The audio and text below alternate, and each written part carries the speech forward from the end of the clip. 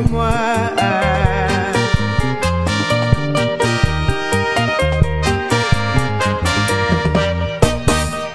Tolela ndenge nini bampangi ye, bipai biso kaka kotongo, babebiseli biso lingomba, baninga pe bakomi kolimwa.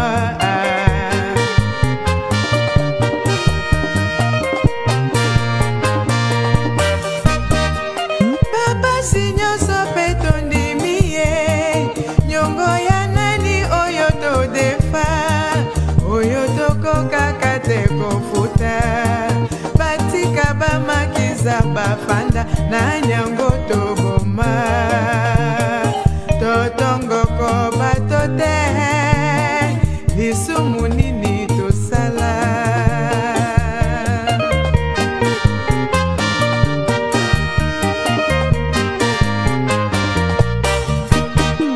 Dale salobi pantalo ekotoboka, jana mwana simisi ekonzuluka kaka potobongisa makizare na biso.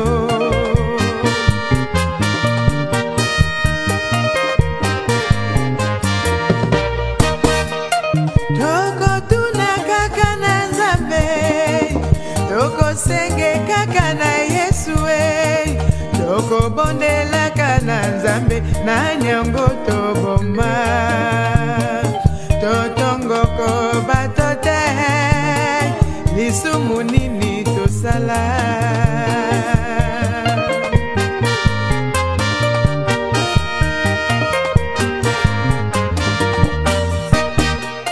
Toko tuna kaka na Nzambe, toko senge kaka na Yesu, toko bondelaka na Nzambe na nyango toboma, totongoko batote lisumu nini tosala.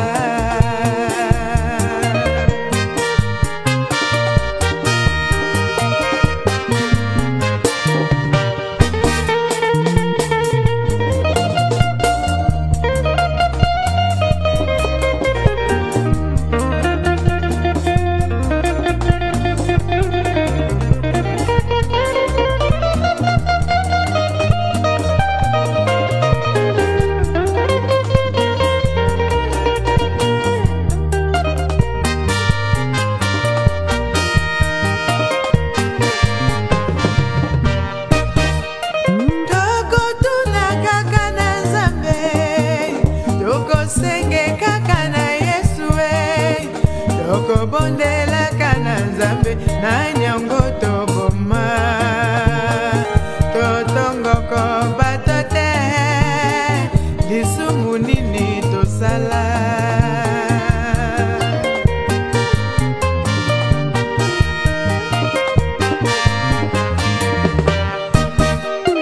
Toko tuna kaka na Nzambe, toko senge kaka na Yesu, toko bondelaka na Nzambe na nyango toboma, totongoko batote lisumu nini tosala.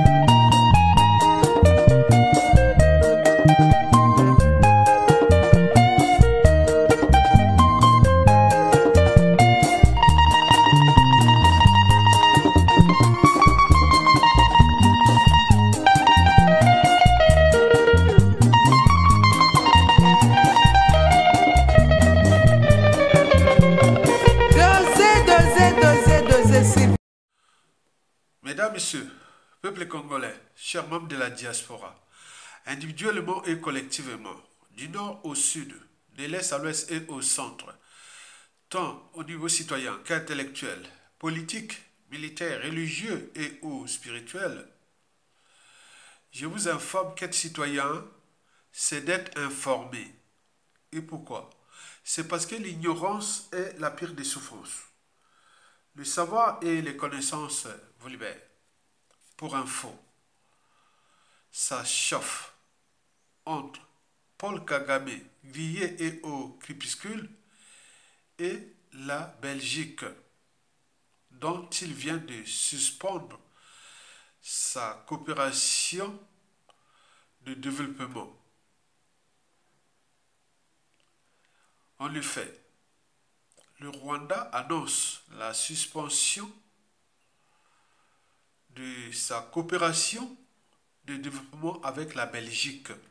Et pour cause, le mardi 18 février 2025, le Rwanda de Paul Kagame a suspendu sa coopération de développement avec la Belgique en raison notamment de la position de Bruxelles sur le conflit à l'est de la République démocratique du Congo. Des tensions diplomatiques qui montent d'un cran entre les deux pays, alors que les relations sont venimes depuis déjà quelques années. Selon le communiqué du gouvernement rwandais, la Belgique a mené une campagne agressive aux côtés de la RDC visant à saboter l'accès du Rwanda au financement du développement. Kigali décide donc de la suspension du reste du programme d'aide bilatérale avec Bruxelles pour la période 2024-2029. Le Rwanda ne se laissera ni intimider, ni faire chanter au détriment de sa sécurité nationale, affirment les autorités. Violation de l'intégrité territoriale de la RDC, une décision dont a pris acte la Belgique. Selon un message de son ministre des Affaires étrangères, Maxime Prévost, Bruxelles était déjà en train de revoir son programme d'aide suite à la violation de l'intégrité territoriale de la RDC. Ceci aurait débouché, poursuit-il, sur des mesures relatives à notre coopération que le Rwanda anticipe à présent.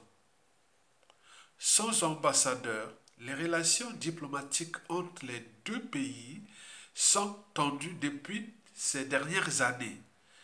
Aucun ambassadeur rwandais n'a été désigné en Belgique depuis 2023 et le refus des autorités de Bruxelles de la nomination de Vincent Karega en mesure de réciprocité, le poste d'ambassadeur belge au Rwanda est lui aussi vacant depuis juillet 2024. Éclairage.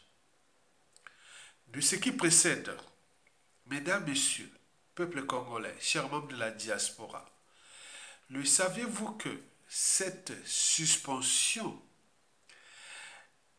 des relations diplomatiques ou de coopération entre le Rwanda et la Belgique est la conséquence de l'OPA, l'offre publique d'achat à la Belgique faite par la France pour exploiter la RDC à travers le Rwanda?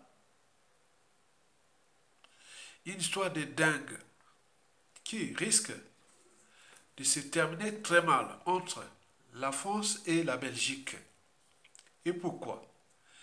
C'est parce que les problématiques le contexte, les enjeux et les perspectives de cette situation diplomatique est dans le passé et le présent qu'on ignore. Explication. À l'abolition de la traite négrière en 1848, à l'abolition de la traite négrière en 1848, c'est-à-dire à la moitié du 19e siècle, historiquement, sous Napoléon III, la France, alors première ou deuxième puissance économique mondiale après la Grande-Bretagne, c'était en coup de coude, hein. C'était d'un côté la France ou la Belgique, ou la France ou la Grande-Bretagne. C'était les deux premières puissances économiques et militaires du monde. Mais dès lors que la France avait perdu la guerre de 1870 à 1871 contre la Prusse, l'actuelle Allemagne, ce fut la première guerre de la France avec l'Allemagne, la Prusse, de 1870-71. C'est alors que Bismarck, le vainqueur de cette guerre entre la France et l'Allemagne, Bismarck avait donc imposé à ces pays qui étaient déjà des pays négriers, hein, donc la France, la Belgique, la France, la Grande-Bretagne et le Portugal, tout ça, c'était des pays qui étaient déjà négriers, qui faisaient le commerce triangulaire. Donc Bismarck va imposer à ces pays européens que on va partager l'Afrique ensemble, quoi. Donc l'Allemagne va imposer à le reste de l'Europe, hein.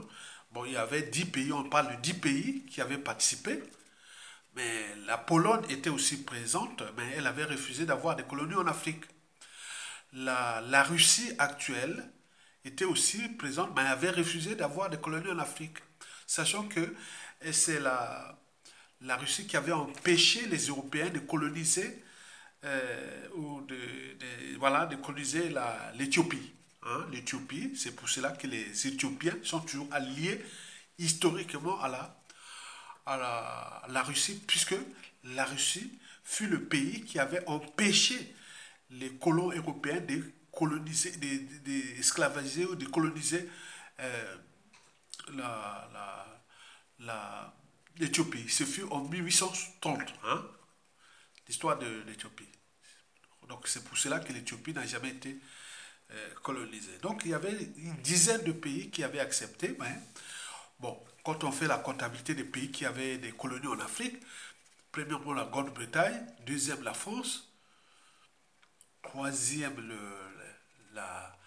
le Portugal, il y avait cinquième la Belgique, l'Allemagne et l'Italie, et voilà, presque les pays d'Europe occidentale. Et les Pays-Bas, je pense, voilà, bon, voilà.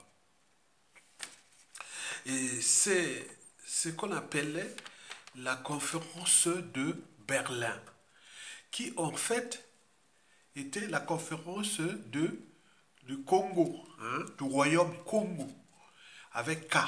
Ce royaume-là s'étendait du sud Gabon, en terre Vili, du Gabon, et du sud Congo-Brazzaville actuellement, entre Brazzaville et Pointe-Noire. Ça faisait aussi l'ouest de la RDC actuellement, c'est-à-dire depuis Kinshasa jusqu'à Matadi, en terre Congo, et puis l'Angola, au nord de l'Angola. Et donc la capitale était Banza-Congo, qui est aussi actuellement en Angola. Donc la capitale de ce royaume-là, qui passait de Banza-Congo jusqu'au là, donc c'était ça, mais on a transformé ça en conférence de Berlin. Et cette conférence-là de Berlin avait abouti à ce qu'on appelait le début du colonialisme. Donc la Belgique avait vraiment un gros morceau dans la République démocratique du Congo actuellement. On parle du Rwanda et de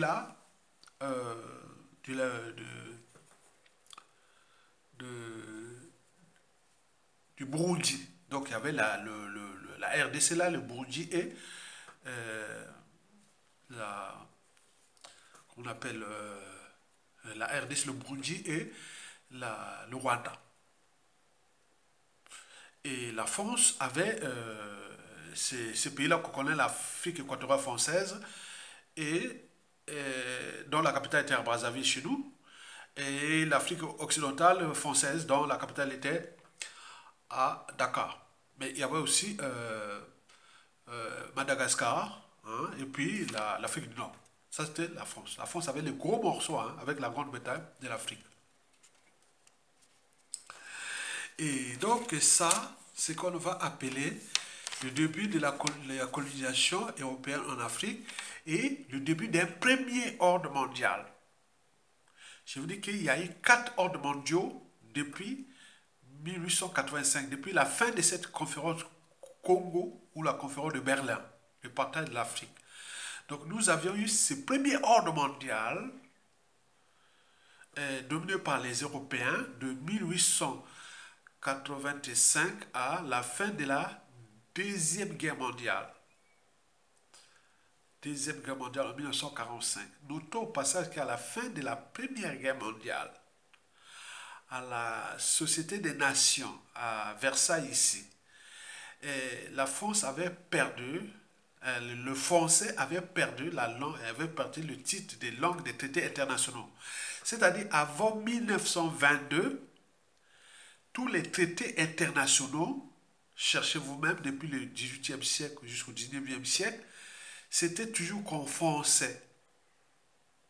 Maintenant, à partir de 1922, c'est l'anglais qui va supplanter le français, puisque les États-Unis montaient en puissance, donc ils ont supplanté sans scrupule le français, qui avait perdu là.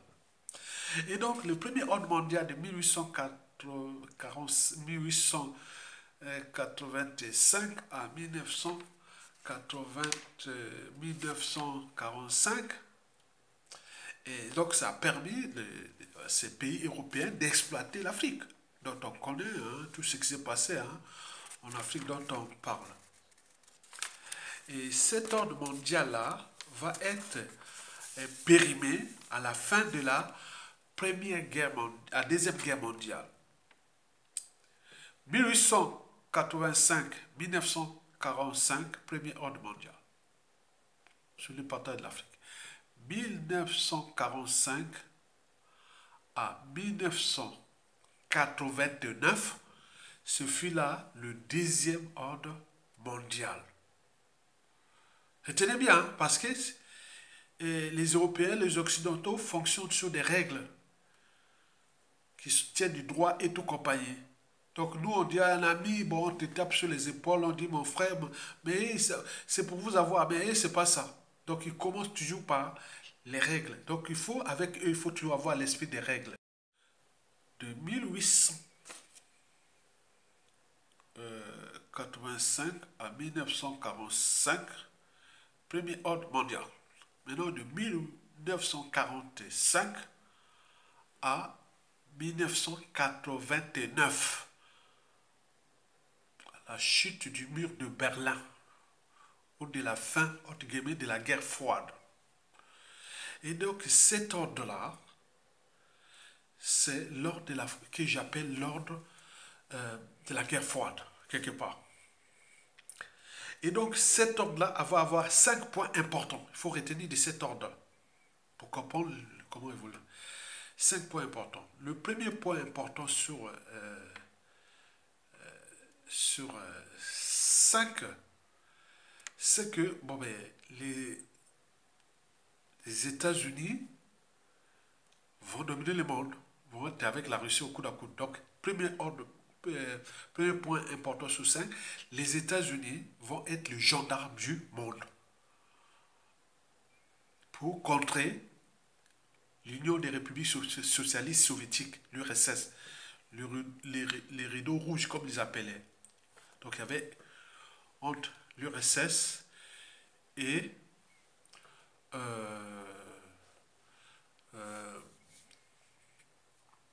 les États-Unis. Ça, c'est le premier point. Donc nous avions subi ça, nous avons vu ça parce que moi, quand j'ai eu mon baccalauréat à Pointe-Noire, au Congo-Brazzaville, on m'a envoyé étudier là-bas dans les pays de l'Est parce que j'avais une bourse pour aller faire infanterie militaire à Odessa. Je serais peut-être un général ou colonel des armées du Congo. On m'avait envoyé faire médecin militaire en, à Moscou et aussi police politique en RDA et puis médecine en Chine et service secret à Cuba. Donc moi c'était comme ça, j'avais eu vraiment tout. Hein. Donc j'ai refusé, moi c'était d'abord aller à l'Occident. Bon, parce que dans les années 80, le bloc de l'Est là périmait déjà. Bon, ben non, je préférais aller à l'Occident. Hein. Donc c'est là, bon. Je suis allé faire la fac des sciences à Brazzaville. Et puis j'ai enseigné au lycée là-bas à Brazzaville. Après, je suis venu ici en France. Voilà ma petite histoire. Bon, donc, ces 5 points importants de ce deuxième ordre mondial de 1945 à 1989. Premier point sur 5. Les États-Unis, gendarmes du monde. Deuxième point sur 5. La Grande-Bretagne, gendarme des Indes. Troisième point important sur 5. La France, à travers la France Afrique, les gendarmes de l'Afrique. Et le quatrième point important sur 5, c'est le droit de veto de la France qui va l'utiliser pour... Voilà. Donc, quand les États-Unis, la Grande-Bretagne s'aligne sur un point, la France est derrière, toujours. Parce que il est protégé. Donc, ça lui donne, contre la France, c'est-à-dire la France est derrière la Grande-Bretagne et les USA. Pour lui, pour les intérêts africains. Quand les intérêts de la Grande-Bretagne et des États-Unis sont en jeu, lui, il va avec eux. Maintenant, quand elle va avec eux, voilà. Maintenant, quand c'est pour qu'on lui donne marge de manœuvre en Afrique. Les droits de veto. Et cinquième point, c'est la France-Afrique dont on connaît. Okay? Avec les fameux 11 accords signés en 1958-1959. Donc, ils nous tiennent comme ça. Aïe, aïe. Voilà pour le deuxième ordre mondial. Et donc, cet ordre mondial-là a fonctionné de 1945 à 1989, jusqu'à la chute du mur de Berlin et autres, et la dissolution de l'Union soviétique. Et depuis 1989 à 2010 à peu près, nous étions dans ce que j'ai défini comme le troisième ordre mondial. Ce troisième ordre mondial est intéressant parce que ce troisième ordre mondial, il a aussi 5 points importants qu'il faut retenir. Il y a eu 5 points importants. Le premier point important, ce fut l'hégémonie occidentale ou la domination des États-Unis. Vous avez vu depuis la guerre du Golfe, on voit la puissance américaine. C'est-à-dire un monde unipolaire. Les États-Unis régnaient en maître dès 1989 jusqu'à peu près 2010. C'est vraiment la puissance américaine. Le monde unipolaire. Ça, c'est le premier point. Le deuxième point, c'est sur 5, c'est la montée en puissance de la Chine, qui à partir de 2005, ça commençait à monter et jusqu'à nos jours est au coude à coude maintenant avec les États-Unis. Le troisième point, important sur 5, de 1989 à 2010, c'est le retour de la Russie qui revient, point de vue militaire et tout compagnie. Et le quatrième point important, c'est la création du BRICS et du Sud global. Et cinquième point aujourd'hui, que nous sommes là dans les rapports de force entre l'Occident collectif et le Sud global. Que la tendance, c'est vers le Sud global plus que l'Occident collectif déclinant. Et tout ça, tout cela a tout chamboulé. C'est-à-dire le retour de la Russie, la montée en puissance de la Chine, la création du BRICS, le Sud global, a tout chamboulé. la perception, la représentation et l'imaginaire que nous, du sud global, avait déjà de l'Occident. L'Occident déclinant, l'Occident arrogant, l'Occident connaît depuis la terre négrière, le colonialisme et aujourd'hui. Donc il y a des tensions en cours. L'Occident de plus en plus divisé, puisque nous nous dirigeons vers ce qu'on appelle le 4e ordre mondial, c'est-à-dire le monde multipolaire, et que l'Occident n'en veut pas, surtout pas. Et donc il met tous les moyens de saboter ce 4e ordre mondial qui est multipolaire. Et donc l'Afrique risque de s'éveiller. Et si l'Afrique sort du joug occidental, vous allez voir comment elle va devenir comme la Chine et comme un pop. Et là, donc les tensions en cours sont là. Donc je résume pour avoir une idée simple, pour fixer les idées. Premier ordre mondial de 1885 à 1945, le partage de l'Afrique. Deuxième ordre mondial de 1945 à 1989, le contrôle du monde. Le troisième ordre mondial, contrôle du monde par l'Occident. Troisième ordre mondial de 1989 à peu près 2010, 15, même on dit même 20. Ok? Très bien. Mais nous là, on rentre dans un 4e ordre mondial, d'où les tensions en cours, les rapports de force en cours.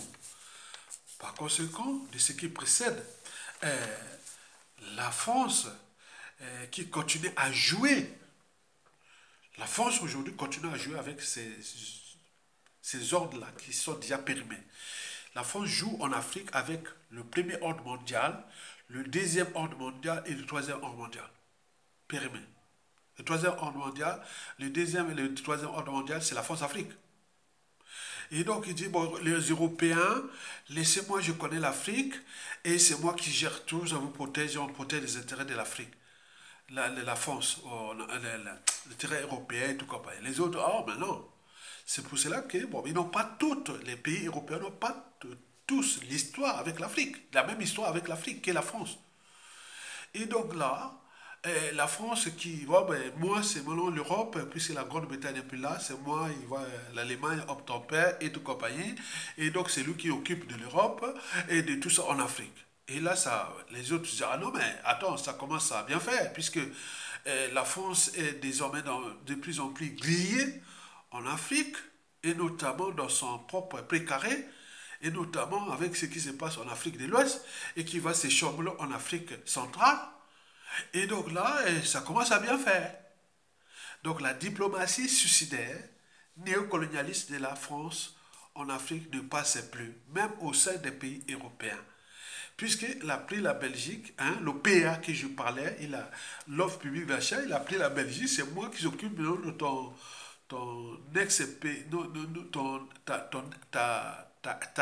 ex-colonie. Hein. C'est pas la France qui devait prendre en charge la Belgique. C'est la Belgique elle-même qui devait se monter les muscles là-bas pour avancer. Or, la France est en train de prendre tout, même la Belgique et autres. Donc, ça commence à bien faire. Donc, il y a des tensions en cours entre la France et la Belgique au sujet du dossier RDC et Rwanda. Puisque tout est maintenant grillé. Les médias réseaux se sont passés par là. Le contexte a changé. Et donc les ordres mondiaux se bouleversent. Et donc la Grande-Bretagne dit, ah ben, rangez-vous là-bas. Hein. Mais la Belgique, mais attends, c'est pas possible.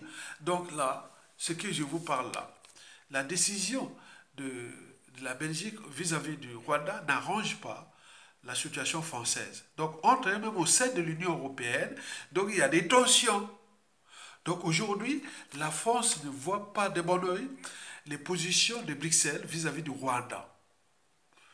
Puisque là-bas, c'est les ressources, la vache à lait des minéraux et des terrains. Imaginez-vous, la Belgique, entre 1885 à 1960, la Belgique, c'était la puissance. économique en Europe, quand il y avait la vache à lait des minéraux, etc. Imaginez-vous que la Belgique avait gardé la RDC jusqu'à aujourd'hui. Oh, la Belgique sera, voilà, donc vous imaginez. Donc les tensions sont en cours et donc il y a des grands requins qui sont rentrés là, dans la Chine, la Russie qui revient, il y a l'Inde, il y a plusieurs qui, voilà, l'Afrique du Sud, et tout ça, le BRICS, tout le monde dit, bon, barrez-vous de l'Europe, de tout ça, parce qu'ils vous empêchent de se développer. Donc il faut mettre le paquet sur la solidarité africaine pour qu'on puisse s'affranchir des griffes des Indiens et la France, puisqu'elle fonctionne avec l'ancien ordre mondial. Regardez bien dans tous les ex-pays colonisateurs des ex-colonies françaises d'Afrique, ils sont tous dans la NAS. Ils sont tous... Mais là, donc ils cherchent à s'affranchir de cet ordre-là et le coup de main vient de tous ces bouleversements géopolitiques, géostratégiques-là, où les États-Unis traitent d'égal à égal avec la Russie pour affaiblir la Chine. Mais là, dans ce jeu-là, il est certain que l'Afrique risque d'en bénéficier de beaucoup de choses et de s'affranchir du joug déjà européen, puisque l'Afrique n'avancera jamais sous la tutelle de l'Europe. Vous avez tout compris. Donc nous sommes dans une dynamique, dans des processus qui sont en cours et que les tensions entre la Belgique et la France, c'est entre Kigali et Bruxelles. Je pense que le perdant sera toujours Kigali. Parce que Kigali est grillée dans toute l'Afrique. Donc il n'y sortira pas. Et donc suivre les tensions en cours et j'y reviendrai. Merci.